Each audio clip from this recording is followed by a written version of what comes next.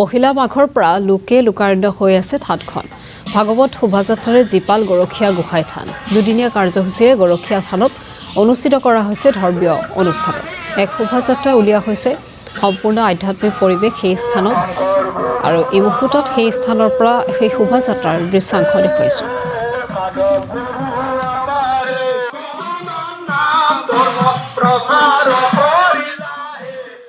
আমি আপোনালোকক ধন্যবাদ জনাইছোঁ। আমাৰ প্ৰতি বছৰে 1 আৰু 2 মাঘত মাঘী উৎসৱ পালন কৰা হয়। ঘটবৰ হালগিৰিঘাট গৰখীয়া গোসাঁই থানৰ অন্তৰ্গত এই প্ৰতি বছৰে আমি দুদিনীয়া কাৰ্যসূচীৰে এই মাঘী উৎসৱ পালন কৰি আহিছোঁ। আজি আমাৰ দ্বিতীয় দিন। আজি ৰাতিপুৱা ভাগৱত শোভাযাত্ৰা আৰম্ভ হৈছে।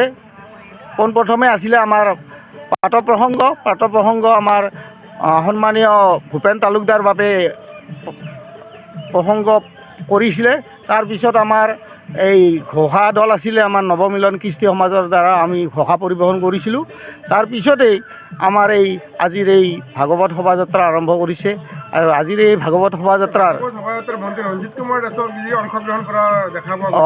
মাননীয় শ্ৰীযুত ৰঞ্জিত কুমাৰ দাসে আমাৰ মাজত আহি উপস্থিত হৈছিলেহি আৰু ভাগৱত শোভাযাত্ৰাত তেখেতেও অংশগ্ৰহণ কৰিছে।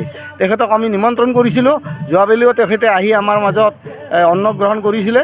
এইবেলিও তেখেতে সন্ধিয়ালৈকে আহিম বুলি কৈছে। নিজৰ কৰ্মব্যস্ততাৰ কাৰণে তেখেতে উপস্থিত থাকিব নোৱাৰিলে, পিছত আহিম বুলি কৈছে। আমি নথৈ আনন্দিত হৈছোঁ।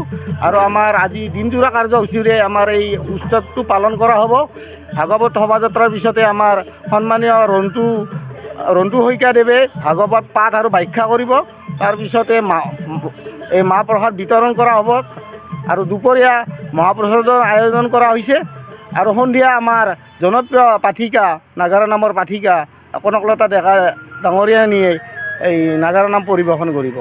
ঘটবৰ হালগিৰিঘাট গৰখীয়াৰ থান অকল ঐতিহ্যই মণ্ডিতই নহয়, এখন ইতিহাস প্ৰসিদ্ধ থান।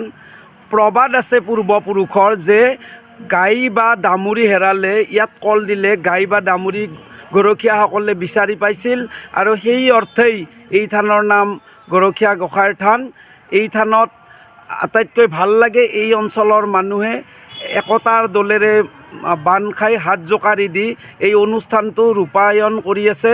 আমি নতুন প্ৰজন্মক আগবাঢ়ি আহি এই ঐতিহ্যমণ্ডিত থানৰ ঐতিহ্য বজাই ৰাখিবলৈ আজি আপোনালোকৰ সংবাদ মাধ্যমৰ যোগেদি আহ্বান জনাম। আৰু আজি আমাৰ ঘটবৰ হালগিৰিঘাটবাসীৰ বাবে এটি আনন্দৰ দিন বুলি আমি